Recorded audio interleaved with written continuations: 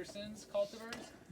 Neal Peterson is the Mahatma of Paw Paws. He's dedicated his whole life to finding the old genetics and then crossing them and coming up with, now I think he has 7 releases, and they're all named after U.S. rivers with indigenous names. Now it's a bit of an oxymoron, right? But, so we got Susquehanna, Shenandoah, what do you got there? On the other tag. We have Allegheny, Rappahannock, Tallahatchie.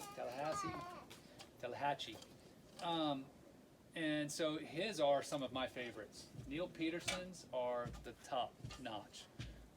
And again, there's a spectrum from the very sweet and light flavored like Shenandoah to the very rich, complex and aromatic fruit like the Susquehanna. So this is a Susquehanna, it's one of my favorites. It's really, really delicious. This is PA Golden. Again, this is one of the shorter seasons. If you have a shorter summer, it'll ripen in a shorter amount of time. PA Golden, Wyatt likes PA Golden. It's very productive. It's slightly more on the wild side. You can get a little bit more of the wild flavor in it, which some people like to a small degree. And it also value adds into like custards, or if you're gonna cook with a Paw Paw. Actually, the wild Paw Paw can be a benefit when you're cooking with it because the strong flavor in it will carry into the cooked part.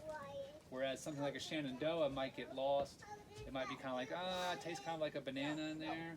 But if you want to capture the Paw Paw in a cook, sometimes the little bit of a wild flavor like the PA Goldens are really good.